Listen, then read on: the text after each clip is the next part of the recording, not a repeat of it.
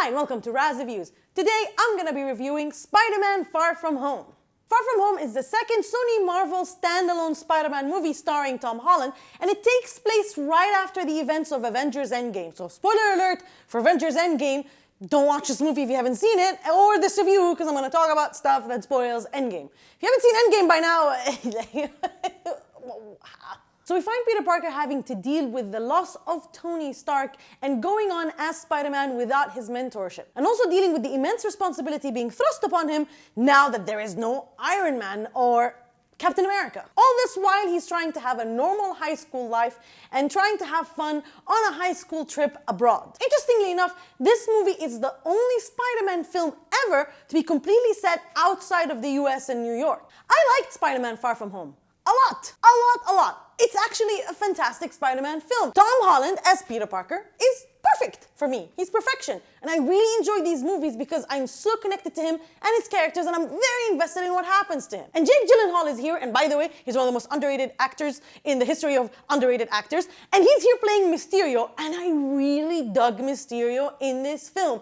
I am going to keep this spoiler-free, so I'm not gonna say a lot, but I really enjoyed their interpretation of this character. And I personally was worried because, adapting Mysterio into a film was something that I thought might come off as a little bit too silly or too goofy. And the way that they did it really worked well within this established universe and in this modern age that the MCU exists in at the moment. So kudos to those guys. Let's face it, it could have been really silly. So anyway, Mysterio worked really well in this film. His storyline was really nice. There's a lot of twists and turns, some that you're gonna see coming and some you might not. So brace yourselves, there's a lot to spoil here and there's a lot of nice surprises. So if you're gonna catch this film, catch it early before you get spoiled. I really like the relationship between Quentin Beck and Peter Parker. I thought it was interesting and a very nice dynamic, and I liked their scene together. And I like the chemistry between Jake Gyllenhaal and Tom Holland. Speaking of chemistry, MJ and Peter Parker have really nice chemistry here as well, and in this movie they focus a lot on their relationship. They also spend some time on the relationship between Happy and Peter Parker, which I also like.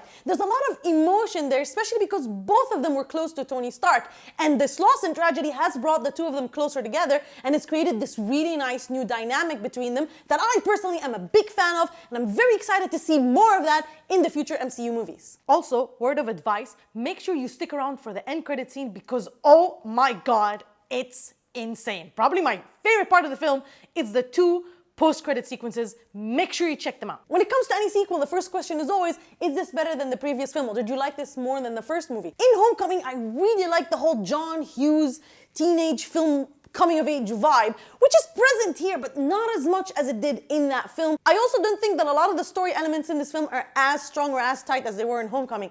There are a bunch of things that feel a little contrived or convenient, and some twists and turns that don't really feel logical if I think about them too much. I'm not gonna say much, and I actually can't say much in this review because again, there's a lot of things that can be spoiled. If this sounds really vague, I'm sorry. But a bigger gripe I have with the movie is the lack of action sequences. There are action sequences and they are good and I enjoyed them. But for me personally, especially from a Spider-Man movie, I didn't feel like there were enough action sequences because I didn't feel like I got to see Spider-Man be Spider-Man-y enough, if that makes any sense. They introduced these really new cool suits, and they're cool for sure, but we didn't really see them in action as much as I thought we would. And even the comedy didn't always work for me sometimes. Sometimes I felt there were jokes just for the sake of jokes, and they didn't really land. There were jokes that were taken way too far, or we spent too much time on them, so that also was a little bit weak. Side note, I hate the marketing for this film. I hate it with a passion. The poster is garbage. I hate that poster, and even the trailers, I feel like they showed things that they shouldn't have showed, and they teased things they should not have teased. I don't want to spoil anything, but my god, the marketing for this movie really annoys me. And I just wanted to let that out. Look, all in all, I really enjoyed this movie. I thought it was a lot of fun. It's a great summer flick, and it's a very solid Spider-Man film. It has a lot of homages to the PS4 video game, which was pretty cool. And also now you can get the suits on the PS4 game, which is also very cool. But as a film, as a Spider-Man film, it's good. As an MCU film, it's not one of the best, but it's a pretty good one. It's up there on the scale. I enjoyed it a lot. It feels more like a high school comedy disguised as a superhero film, which works for Spider-Man in a sense. So all in all, it's a great film and it's a great fun, and I'm gonna give Spider-Man Far From Home an 8.5 out of 10. So, Have you seen Spider-Man Far From Home? Let me know in the comment section what you thought about it, and remember to tag your spoiler comments. Please don't spoil it for anybody else.